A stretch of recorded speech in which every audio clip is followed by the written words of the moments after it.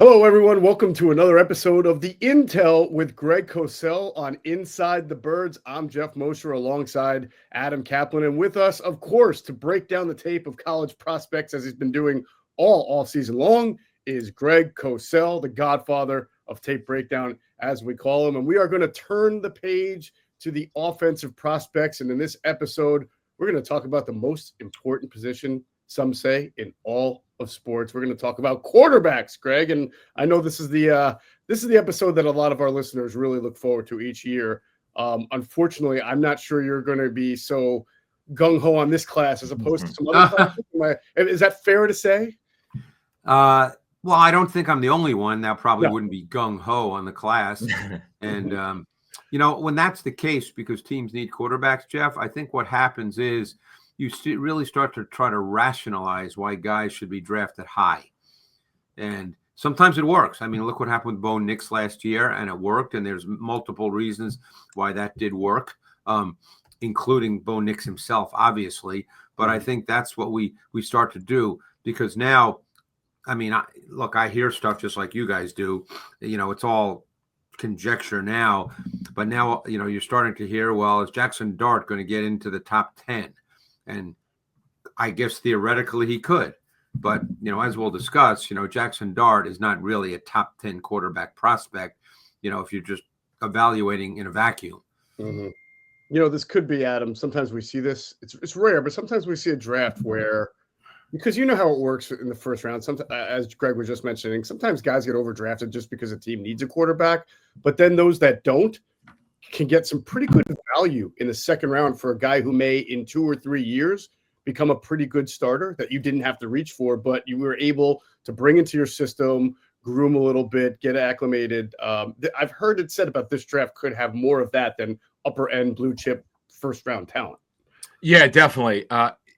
Because look, there are always warts on quarterbacks, third round, fourth round, fifth round. There's a reason why they drop. Mm-hmm. But with good coaching, if you go to the right situation, like Kevin O'Connell, right? If you send a quarterback to Kevin O'Connell, I don't care who it is, there's a very good chance the guy's become better just because he knows how to coach the position. Our friend John DiFilippo, right?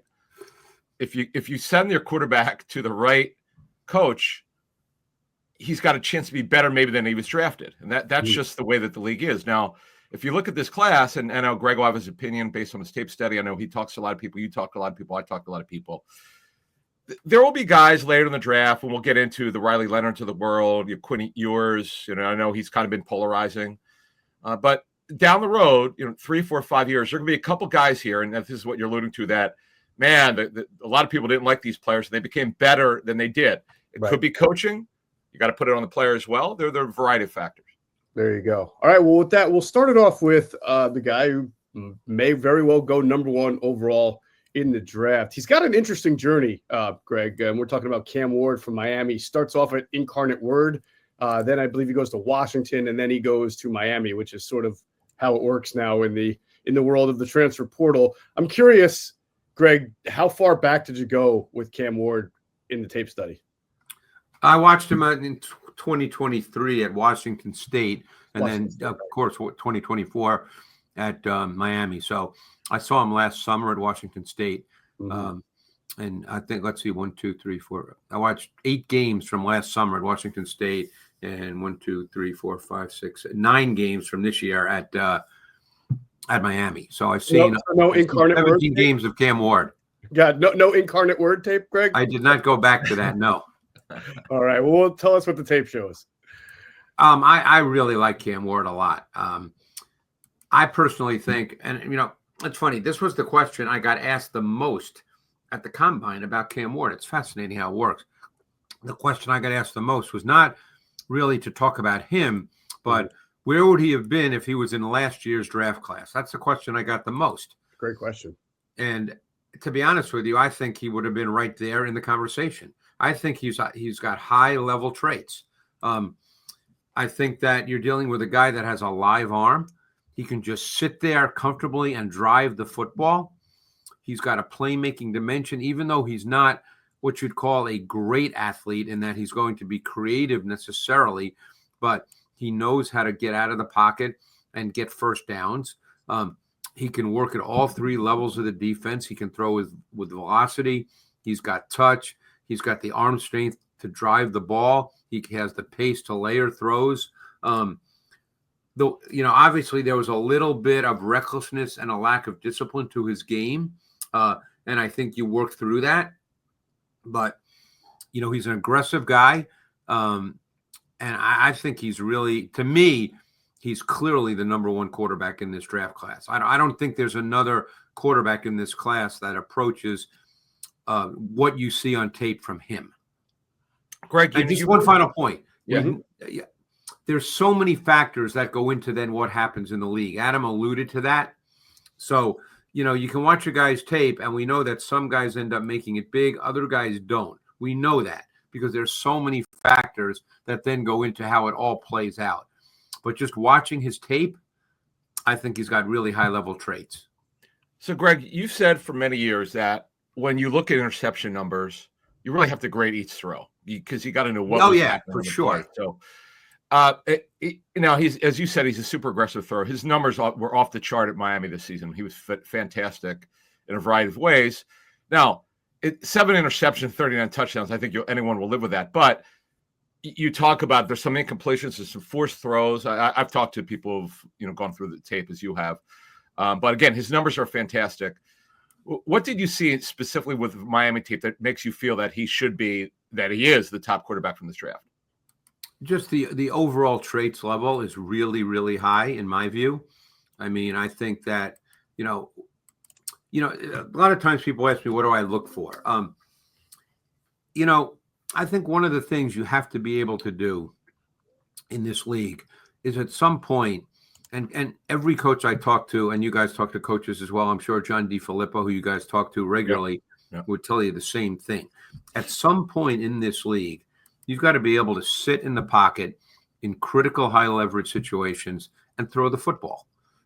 Now, are there examples where a quarterback can be effective not being able to do that based on many other factors? If they have a great team, that's why there's so many variables here. But if you're just evaluating a quarterback, Adam, and you know this, we've had this conversation. You sat in the room when, with Ron Jaworski for years, we've had this conversation. At some point, in fact, I had this conversation with a coach earlier this week who's been in the league 30 plus years, and they still come back to the fact that at some point you have got to be able to sit in the pocket and make throws. It's hard to play quarterback in the league if you can't do that. And like I said, are there exceptions? There can be, of course, but you don't draft a quarterback based on, he can be an exception. You draft a quarterback based on traits and attributes. And again, I don't know Cam Ward. I've been fortunate that I know people who are at Washington State and they tell me great things about him. But assuming all good things, you're dealing with a guy that has really strong traits to play the position. And he's solidly built as well. He's a big kid. One thing I want to add, Greg, 9.5 yards per pass attempt is ridiculous. Does that play to his aggressiveness as a thrower? I'm glad you made that point, because one of the things you see a lot in college, which increases completion percentage, and the people who don't study tape just say, he completed 72% of his passes. Well, in college, you see a ton of screens, okay? And you almost have to take those plays out. That was not the case at the U. He actually made throws down the field, and that's why your point, Adam, I'm really glad you brought that up, because he made throws down the field. I mean, this was not a screen offense where, they just he threw easy balls. And you could see many, many times. In fact, I'm also preparing at the same time we're doing our draft matchup show, which we're shooting on April 17th. And some of the plays I'm going to show are great examples of that, about how he threw in windows, how he drove the ball, how he layered the ball. I mean, he made throws that made you say, you know what, those are NFL throws. You're going to have to make those throws in the league to be a high-level quarterback. Greg, is there any I'm not as familiar with Miami's offense, but does he have any under center pedigree at all between Miami and Washington State? Not a ton, no. Not a lot of these guys don't. There's very few that do. True. But I'm curious. No, And again, then you'll see, what happens when he gets to the league, whether they want to, do that with him or play to what he's very comfortable with. Right. Because don't forget, if you draft a guy, if he indeed goes to Tennessee, and as we're speaking, in early April, it seems as if it's moving in that direction. Adam, doesn't it seem that way based on what you're hearing? Yeah. Because there's a saying though, Greg, when you're picking that high, you never want to be there again, and there's a reason. They haven't got it right at quarterback in a long time. Yeah. And I guess my point would be, I think he's worth taking. I don't think that's a reach. I would not view that as a reach. Right. And as you guys know, I finished doing Cam Ward in mid-February because I try to do the quarterbacks before the combine, because when I'm at the combine with all the radio shows, what do they want to ask me? They want to ask me about the quarterbacks. So I try to do the quarterbacks before the combine. So I did Cam Ward. I was finished with all his tape study in mid-February. And I was saying with all the shows I did at the combine that I don't understand why more people aren't talking about him. And the reason they weren't is because, as you guys know, coaches hadn't, gotten involved yet in really studying the players. They don't. A lot of coaches, their first exposure to players is at the combine. They haven't done any work yet. So now, of course, in the last 2 weeks, what you're hearing is Cam Ward, man, this guy's a great prospect. Well, I knew that in February when I finished doing the work, because I didn't need to do any more work at this point. Like I said, I watched 17 games. Right. All right, Greg, I think you were doing a little foreshadowing in there where you're talking about completion percentage and screen passes, because that brings up our next quarterback for you to evaluate, and that would be Shedeur Sanders from Colorado. Yeah, and the question is, before we get into Shedeur, and he's not the only one who's throwing a lot of screens. Obviously, I don't want to make it, that's right. It's no knock on him as a player. Right. But you have to, for any quarterback in college, you have to take that into account. I remember talking to a coach a couple of years ago who's been in the league, been in college. He's a quarterback guy, and he said when he evaluates quarterbacks for the NFL, he throws all that stuff out. He doesn't even look at that. He says, I'm not looking at screens. He says the only time that's important is if a guy just totally misses them. If he just can't complete a screen. But otherwise, they don't tell you anything about what a guy is going to do in the league. And by the way, I was talking to someone who had actually done this work. I didn't chart all his screens, obviously. I don't work that way, but who had said that there were close to 150 screen passes that he threw. So, you almost have to get rid of those, because, as soon as I hear someone, and then we'll get to Shedeur, who I still think's, pretty good prospect. He's not at the level of Ward. But as soon as I hear someone mention his completion percentage as if that's a deciding factor in the evaluation, I know they're not watching tape. Because, that doesn't mean anything when you're really talking about transitioning to the next level. Right. So anyway, to get to Shedeur, I think what you see with him is he's an easy, natural thrower. He doesn't have higher level arm strength, but he's an easy, natural thrower. Again, I joked with you guys. I think it was you guys a couple of weeks ago where I said, he can make all the throws. Well, people say that about him. And I think to myself, well, why are you saying that? But theoretically, yes, he can make all the throws. I think that there are times that his ball placement's really precise. I would say that's probably a strength of his game. But this gets in, and I think this is an important conversation to have. And I think that's one thing we like to do when we talk. It goes beyond just evaluating a player. You have to decide if you're a pocket quarterback, and he's a pocket quarterback. That's what he is at his core. Okay. Ward is a little more than that. Sanders, not that he's immobile and stiff and a statue, but if he's to succeed in the NFL, it would be because he plays really well from the pocket. So now you have to think about the evolution of the NFL and what we look for at the quarterback position. If you're going to be essentially a pocket quarterback, you really have to be high level, both pre-snap and post-snap. And you still have to have some movement traits, some really calculated movement traits. Think Joe Burrow, okay? Joe Burrow at his core is a pocket quarterback, but we know that within that pocket, he has great movement traits, a great feel for pressure, and he can run for a first down here and there. Shedeur can run for a first down here and there, no question. But Shedeur has to become so good in all the areas of pocket quarterback play, which includes, as I said, pre-snap, post-snap, all the subtleties, all the nuances, pocket movement, that's an area where he really needs a lot of work because he has a tendency to do two things that have to be cleaned up. One, he holds the ball with one hand way too often. And two, he retreats backwards. You cannot retreat backwards. There's only one guy who can retreat backwards, and he's an athletic freak, and that's Lamar. Shedeur can't retreat backwards, and he has a tendency to do that. So, he's a really good thrower of the football. But I think he's a certain kind of quarterback.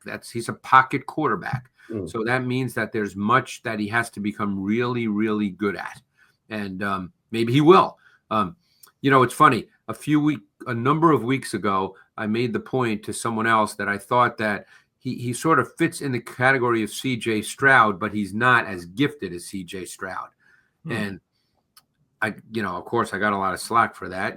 People just respond reflexively. And then I saw someone else, I think it was a coach, say exactly the same thing. That's the kind of player that he has to be. He's just not as talented as C.J. Stroud. I almost got the image when you said pocket quarterback, fairly accurate, has enough mobility of, and maybe this is recency bias, but of like a Bo Nix, Bo Nix is a way better mover than really. Wow. Okay. Yeah. The Bo Nix did wind up being a really good. He can. Oh, he's a scrambler. Yeah. But Bo Nix has a bigger arm than Shedeur too. Okay. Good stuff. I mean, it's funny. And you never know. And, when you talk to coaches, as you guys know, every coach sees it differently. I know.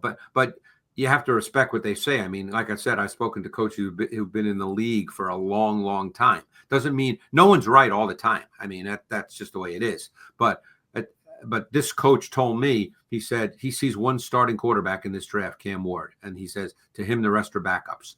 I mean, that may or may not be true. We're going to find that out. Wow. All right. Well, the next guy has had sort of a Bo Nix type of offseason starting the Senior Bowl. That's Jaxson Dart out of Mississippi. Greg, what are your thoughts on him? Yeah, and he's the perfect example. And again, maybe he goes to a team and the way he's coached, he ends up being a really, really good player. And, obviously only time will tell on that. We don't know the answer to that, at this moment. But, you almost get the feeling that people, because quarterbacks are so important and you need one, that, he's just getting pushed up, and whereas probably before all this started, people probably would have said he was a third-round pick, right, Adam? And then all of a sudden now it's like, God, he could go in the top 10. Yeah. He played in the same Lane Kiffin offense for 3 years. He was really comfortable in it, really composed in it. He had a refined understanding of the schematics of the system. It was a no-huddle tempo offense. There was almost no pre-snap research of the defense. It was an emphasis on being rhythmic with your primary reads rather than really higher level progression concepts. You did see NFL concepts. People say, well, I hear, well, you didn't see NFL concepts. Sure you do, because there's not 1,000 concepts. But there were a lot of RPOs. That's part of the league. There's a lot of basic one read throws. But there were NFL route concepts and combinations. And it really was presented, because Kiffin does a great job. It was really presented cleanly so that Dart could play with a good sense of timing and decisiveness. And I thought that one thing I really liked about Dart is, they had pretty good receivers, is he was willing to attack man-to-man coverage, especially outside the numbers. He made those throws. I think there's a toughness and competitiveness to his game. I think he has enough mobility that he can run for a first down. I think he's a guy, though, at his core, the foundation of his game, if he's to be successful in the league, must be higher level efficient execution of the passing scheme with really precise ball distribution. I think that'll be a little bit of a work in progress. He made some window throws at Ole Miss, so you saw that. I think he's a guy that probably needs a balanced run game with some play action boot. He needs to be allowed to play rhythmically early on, because he needs to learn really how to progression read and how defenses play, because that's not really the way he was taught. Sounds like the perfect Steelers quarterback. Guy who can step in with a running game and a defense and learn a little bit, and then, eventually maybe take off in year 2 or year 3. How would you describe him from a traits standpoint compared to Shedeur? Arm strength, athleticism, things like that. I think that Dart. I would say his arm strength is above average, but I wouldn't say it's a power arm. I thought that I'm not sure he has higher level velocity. I thought some of his deep throws kind of lost a little energy on the back end. So yeah, it's above average, but it's not. I think a lot of people. You made the great point, Jeff. They're trying to put him in the Bo Nix category because I think last year through the draft process. Bo Nix, the thought was he didn't have a big arm, and then you saw him in the league, and he had a pretty big arm. I mean, he threw the ball really, really well. I don't think Dart has that kind of arm. Maybe I'll be wrong, but I don't think the college tape didn't show that. So we'll see. But yeah, to me, he needs the offense. He was at his best when he could drop back and throw with timing and rhythm. So to me, he's an executor and a ball distributor. That's kind of what he needs to be. Now, he has no experience calling plays in a huddle, and that might not seem like a big deal, but that is a big deal. Greg, one thing I would add is that, I saw him throw live at the Senior Bowl, and he's got kind of a funky delivery. Is that, are you okay with the way he throws the football? I'm glad you said that because I noticed it on tape. And then when I was on the floor of the dome at the combine and I stood 10 feet away from him when he threw, he works hard to throw the ball. And I remember when I first worked with Phil Simms going back, 30 years ago. And I talked to Phil quite a bit. Phil always told me that when you see a guy work hard to throw the ball, even if it comes out, well, but just when you see a guy work hard to throw it, that's always a little bit of a red flag. And we'll see how that plays out. But like he threw the ball well at the combine. I mean, I don't think he's a bad thrower, but he works hard to throw it. All right, Greg. Well, let's talk about. We were mentioning traits for a quarterback, and let's go over to Alabama and talk about Jalen Milroe, who has a lot of good traits. Athletic. Jalen Milroe is one of the most fascinating guys in this draft class. Maybe at any position. I really studied Milroe in detail. I watched him last summer, and then I watched him, obviously in detail this year.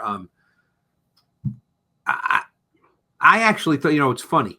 All I kept hearing, and I saw Alabama on TV quite a bit. I like watching the SEC on Saturdays. Obviously, you're seeing, a lot of good players, good football. And, the consensus seemed to be that, boy, he took a step back this year. When I watched the tape, I don't think he took a step back. In some ways, I thought he was better. I think the thing that he didn't do this year that he did last year, which made people think he took a step back, was he missed some deep shots. And last year, it seemed like he hit every deep shot, So I think because of that, people thought, he didn't play as well. But there were four things here. I'm going to look at my notes and tell you. When I finished watching him last summer from 2023, there were 4 things I said that he needed to work on and improve. 1, ability to recognize coverage. 2, ability to process it quicker.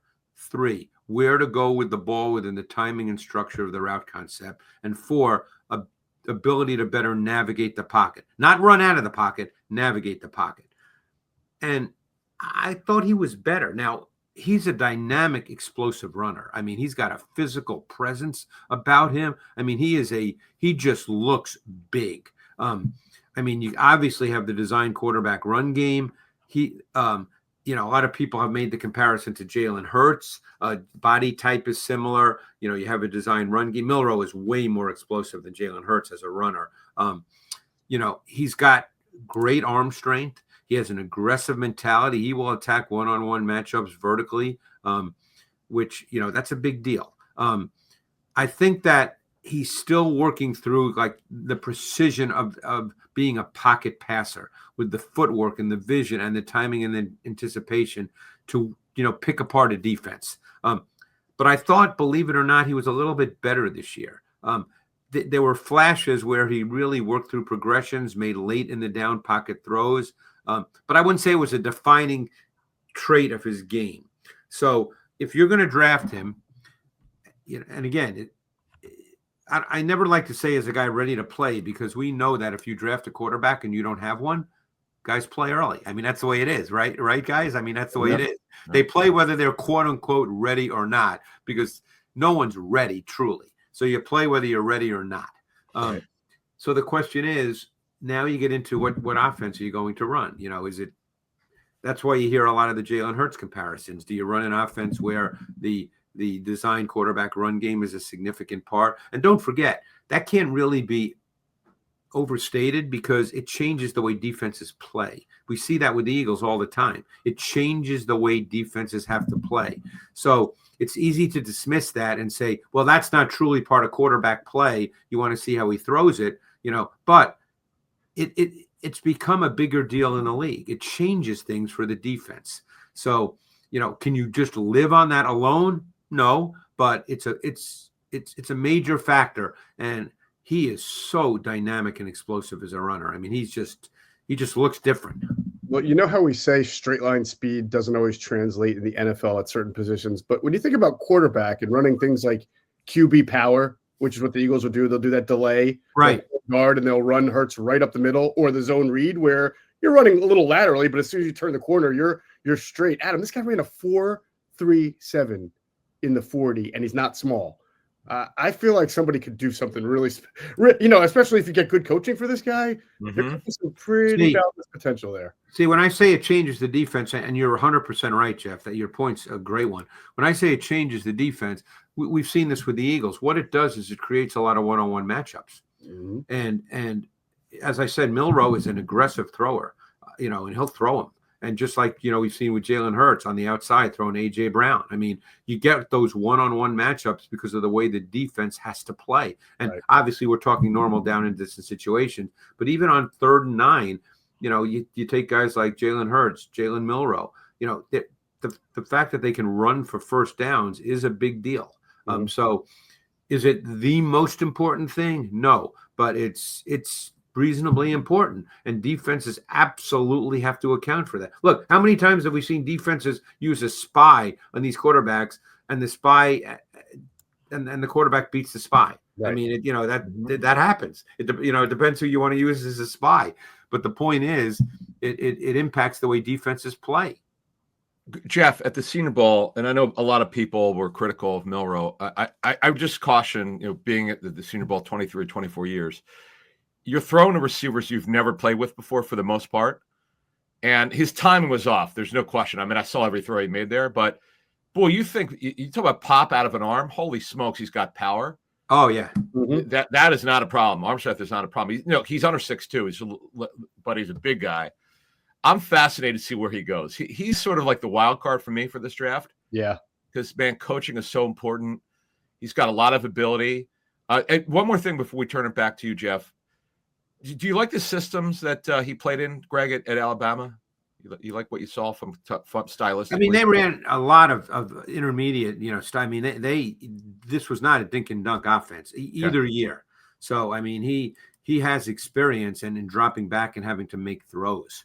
And the other thing I've heard, I know someone in the football office at Alabama, and I was told he's an incredibly smart kid, that they sometimes think he overthinks it because he's so smart. So, you know, we'll see. But I mean, he's the kind of guy that it's easy now to see. I think one of the things, and again, we're all wrong, we're all right at times. I mean, you know, you just it's still a crapshoot to a certain extent. But I think the easy thing to say about Milroe, and I think that's for people who don't really grind on tape, is, oh, he's not a great thrower, and, you know, that's the easy thing to say. But then you have to think, you have to go way beyond that. It's like, you know, when we had the conversation, or maybe I didn't have it with you, when the Seahawks, and this is not about quarterbacks, the Seahawks signed Cooper Kupp, and all I kept hearing from, you know, people who do this for a living was, oh, what are they doing? They have Jackson Smith-Njigba. They've got 2 slot receivers. Well, you know, John Snyder's been doing this a long time. Don't you think he kind of knows that?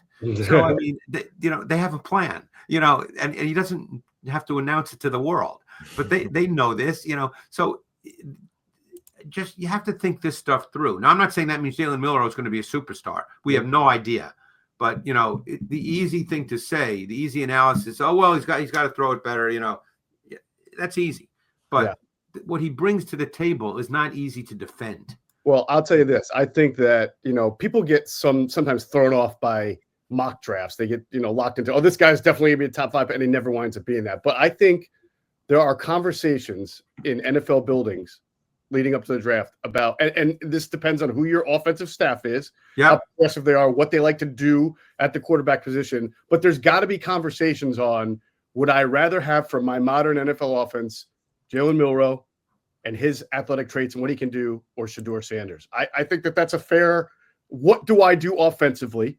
How do I want to operate? What have I got around him? What structures of my coaching staff? What did they like to do? I think that's a conversation. Because if you really like Jalen Milroe and you feel like your offense fits what he does better, then you don't have, and you don't want to take a quarterback in the first round. Maybe you move up in the second round in that regard. Look, we've seen that in Philadelphia because we talk about this every week. Look what Shane Steichen did in 2022 with Jalen Hurts. Look what Kellen Moore did with Jalen Hurts this year. I mean, they got Jalen Hurts to play at a pretty high level in the context of their team and their offense. And Jeff, that's why your point is such a good one. And that's why there's so many variables here. We can sit and just talk about traits, and you got to start there. I mean, obviously that's what you're looking for. You put on the tape, you're looking at traits and attributes, but then you get into so many other variables. You have to understand, and I'm not saying coaches don't or teams don't, but the key is clearly understanding what your quarterback is, what his strengths are, what his limitations are. Right. You have to understand that. And if you do, and you build around that with the rest of your team, you have something. I mean, is Jalen Milroe ever likely to be Drew Brees? Probably not. But that doesn't mean he can't be a good NFL quarterback. Right.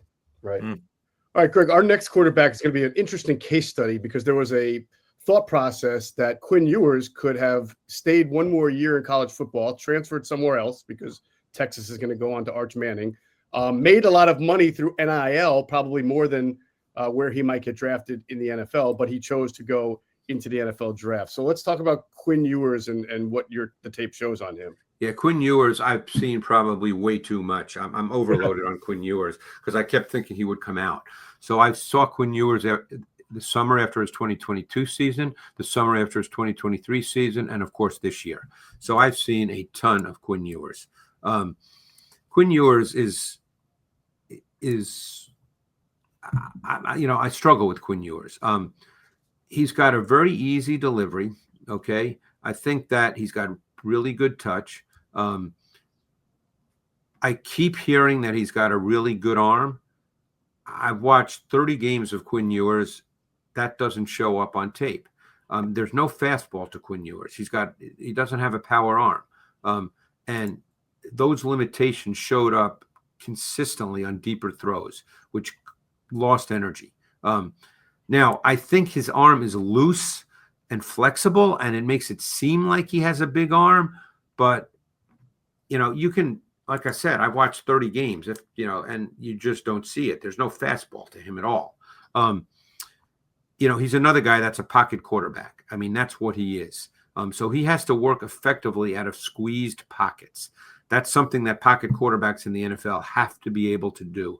Like Shedeur Sanders is going to have to be able to do that as well. Work out of squeezed pockets where there are bodies around you. And that's where Ewers really, really struggled. He really struggled when he felt or perceived pressure. He lost his base. He lost his footwork, which is not very good to begin with. And, he really didn't manage the pocket well at all when it was squeezed and muddied and noisy, as they say.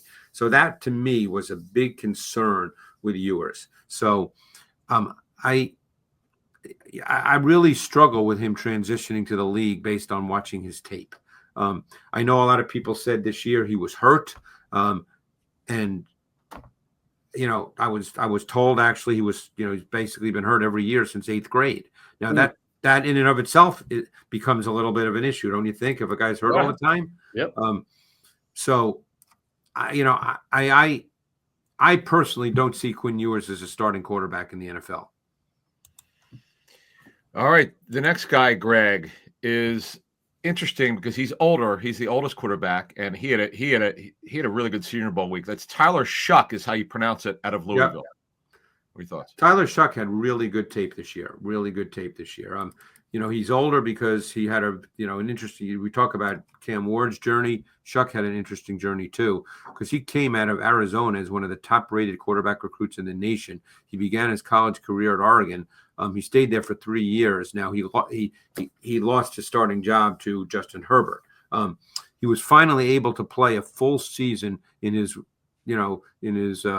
lone year at Louisville, and he had a really, really good year. And his tape was good. I mean, he looks the part of an NFL quarterback. He's got pretty clean mechanics on his drop and his set. He stays on the midline, which a lot of quarterbacks do not. They just drift. He stays on the midline. I like the way he holds the ball. See, this is what you have to look at as well. You have to look at all these subtleties of the position because they matter. And then, Adam, just getting back to you sitting in with Jaws and myself. Yeah. How many times, did Jaws talk about that stuff? All those little things matter. People don't, people act like they don't, but they matter. Shuck, clearly he's been coached well, and he's taken to it because he does those kinds of things. I mentioned that Shedeur Sanders had a tendency to hold the ball with one hand. There are drills, as you guys have probably seen, where the quarterback, has to sort of move and they hold the ball tight with two hands, and they take those big things and they try to smack the ball out of his hand. We've all seen those drills. Mm-hmm. Shuck always held the ball with two hands whenever he moved. And like that's a big deal. That means something. I think he's got an easy delivery. He's got good arm strength. Now he can sit on his back foot and he can transfer his weight and drive the ball with velocity. He can layer the ball with pace and touch. I thought he played with a pretty strong sense of timing and rhythm and decisiveness. And I thought he got better as the year progressed. My sense is he got more comfortable in the offense. Again, I think he's a pretty good prospect. I know a lot of people don't because he's older and, they just look at the fact that, he's a 1-year guy. And maybe that's all true, but his tape's good. And so again, now there's so many other factors, but his tape's good. All right, Greg, I want to sort of get a double evaluation. We're going to go 2-for-1 deal because these two quarterbacks are inextricably linked because of their college story. We know Kyle McCord was at Ohio State 2 years ago. They parted ways. He went over to Syracuse, I believe, led the NCAA in passing. And then Will Howard transferred into Ohio State from Kansas State and led them to a national championship. I think some would have argued that Kyle McCord looked like the better passer, though, coming out of college, but we'll leave that tape breakdown to you. How do you see both of these guys at the pro level? Yeah, Howard, to me, I'm just not sure he really throws it well enough. He's a big kid. He can run. He's competitive. He's tough. Obviously won a national championship. I don't think he's a really good thrower of the football. The thing is, when you watch his tape and you see a really good throw, it really stands out because there aren't that many of them. So my sense is Will Howard is a backup quarterback in the league. That would be my sense. Mm-hmm. McCord's an interesting guy. One of the things that really stood out to me, he has a tendency to lift his back foot off the ground before releasing the ball. And that really impacts your ability to drive the football. And I thought that there were a lot of examples of that his arm strength suffered because he just lifted his back foot off the ground, and then you end up locking your front leg and there's no torque. Mm-hmm. So he did that a lot. So, again, I wouldn't say he's a bad thrower. It's not as if he has no arm strength at all. And there are throws where you go, oh, that's pretty good. But and then you get into another question about quarterbacks, the question and the importance of arm strength. Arm strength is in some ways, I just thought of this. I don't know if it's a good analogy or not, but we're just talking. Arm strength is in many ways like insurance, is that you have to have it and you hope you don't need it. But if you need it, you need it. So arm strength is one of those things that, everybody says, oh, it's overrated until you need it. And then, and then it matters, so because the quarterbacks that don't have it, one of the things I notice is, and this is not true with McCord because he's a pretty aggressive thrower, but a lot of quarterbacks, you see them not pull the trigger and turn it loose on throws because they know they can't make those throws because they require arm strength. Right. Arm strength is like that. It's people can say, oh, it's overrated. Yeah, it's overrated until you need it. But McCord, I almost felt that he's a timing rhythm passer. He needs the pass game to work for him so that he can deliver the ball when he hits his back foot. And I'd be curious how he handles pressure and squeezed pockets. Didn't see a lot of that. He's not a statue, but he's not going to make a lot of plays, with his legs. He's not that guy. He's a pocket quarterback. In some ways, I thought of him when I watched. I thought, can he beat Kirk Cousins with the Vikings when Kirk was, had those 3-4 great years? Can he beat Brock Purdy in a Kyle Shanahan type of offense? He did play the position correctly. There's no question. He knew how to play quarterback. Greg, the next guy is interesting. He started his career off at Duke, then now at Notre Dame. That's Riley Leonard. What are your thoughts on him? Yeah, he's there's something about him that makes me think in 3 or 4 years we could say, oh, okay. But right now, as a passer right now, he's a little bit of a tough watch.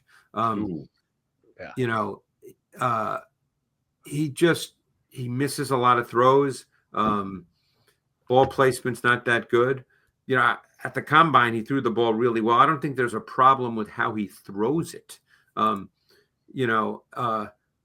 think there's a lot of positives to what he does. Someone's going to draft him. Like if you say, well, gee, Sean McVay is going to draft him in the 4th round, then I could think to myself, you know what, in 3-4 years, he could be maybe a good quarterback. It's all going to be where he goes and how he's coached. He does show flashes of good things. He showed flashes of calm and efficient pocket movement, both climbing and sliding. He showed at times that he could do full field progression reads and his feet moved with his eyes. That's all good stuff. You did see some timing, anticipation, and touch throws. He's obviously a very, very good athlete, so he's really good with boot action. There are times he looked really efficient in the quick game, the RPO concepts. We know he gives an offense the quarterback run game. He's a very athletic guy for a guy that's 6'4", 216. He's competitively tough. There's a lot in little bits and pieces that you go, oh, all right. If this guy can be coached, where will he be in 3 years? That's kind of the way I felt about Riley Leonard. And it's funny. I watched his 2022 Duke tape that summer. That was really good tape. I came away from his 2022 Duke tape thinking that, with development, this guy could be a top 50 pick. But, it just hasn't worked out that way. There's a lot on his tape, too, where you go, oh, but there's flashes of just, oh, boy, if he can just be coached, and maybe there's something there. And I just don't know. All right, Greg, last guy we got for you, and I'm very fascinated to hear what you have to say. He is a unique prospect. That's Dillon Gabriel, Oregon via Oklahoma, I think he's Hawaiian, correct? Via UCF as well. Right. UCF, right? Yep. Yeah. Wow. Dillon Gabriel is a fascinating guy. He actually throws the ball pretty good. I mean, it's easy to say because he's short that, doesn't have a good arm. I think he's got a pretty natural feel for the position. Now, this guy had a sense of subtle and nuanced pocket movement. You don't see that a lot from many college quarterbacks. I thought he had a pretty refined feel as well for when to come off intermediate route concepts and check the ball down. He rarely got stuck in the pocket. He's a pretty good athlete. Not an explosive athlete, but he can obviously do the boot game, the play action boot game. Every once in a while, the design quarterback run game. He made some second reaction plays. Obviously, this is not a profound thing to say, but obviously he needs, a passing game that is built on timing and rhythm. People automatically are going to say Mike McDaniel and the Dolphins offense because he needs that kind of deal where he can hit that back foot and the ball can come out. But he's not a bad thrower at all. He's actually got a pretty good arm. So I'm again, who knows where he gets drafted? Obviously, the size issue is going to be an issue for people because he's not an explosive athlete. It's not like he's Kyler Murray. He's not an explosive athlete. So he was 5'11" and an eighth, 205.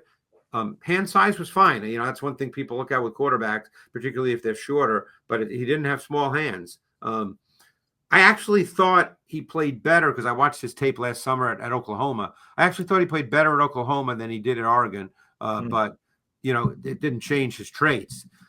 So he'll be, you know, again, I'm not sure anybody drafts this kid and says he's my starting quarterback, but I would bet he'll play in the league, you know. And it's another example where it's easy to say, oh, he's Case Keenum, he's Taylor Heineke. You know, I think it's easy to say those things, and maybe that's who he is. But I'm really curious because in a true timing rhythm offense, which of course you can't do that on every play, we know that, you know, but he's pretty good at that. And his arm is better than people might think it is. Oh yeah, I'm sure this is a guy who personnel people just go to sleep thinking, I wish this guy was 4 inches taller. You know, same exact skill set, 4 inches taller, and then we got something. Yeah, with Jeff, that makes a great point about this draft class as a whole, because I think, to me, other than Cam Ward, who I think's got, you know, special traits, I think everybody else becomes a function of how coaches see them and want to fit them into a certain kind of system, you know, because there's no one else to me that has that, wow, he can do anything kind of thing, you know, and that doesn't mean none of these guys are going to be any good. I don't want people to come away with that because it all depends on, you know, I'll give you a great example. I didn't love J.J. McCarthy's tape last year, okay, when he was in Michigan. Right. And then I just watched the first preseason game where he, you know, threw like 20 balls and then he got hurt and, you know, he's done for the year. Yeah. In terms of his drop and his set, he looked like a different guy than he was in Michigan. And as Adam mentioned earlier in this conversation, Kevin O'Connell, and I actually talked to Kevin about it. And, you know, so much, I was making that point that so much depends on where these guys go, how they're coached, the system that they're in, you know, because look, Jaxson Dart has traits. It's not like Jaxson Dart can't play, you know, so he doesn't have high level traits where you, like I said, where you go, oh my God, he can do anything, you know. Shedeur Sanders, he's got traits. You know, it all depends on where they go, how they're coached. You know, you have to understand what they are.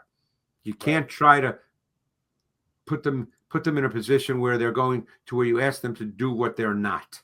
Right. Because that's when you get stuck. Great stuff. Always the most watched, most listened to stuff is quarterbacks, and certainly a diverse set of quarterbacks that we have here for this 2025 class. That's going to do it for this edition of the Intel with Greg Cosell. For Greg Cosell and Adam Kaplan, I'm Jeff Mosher. Thanks for watching.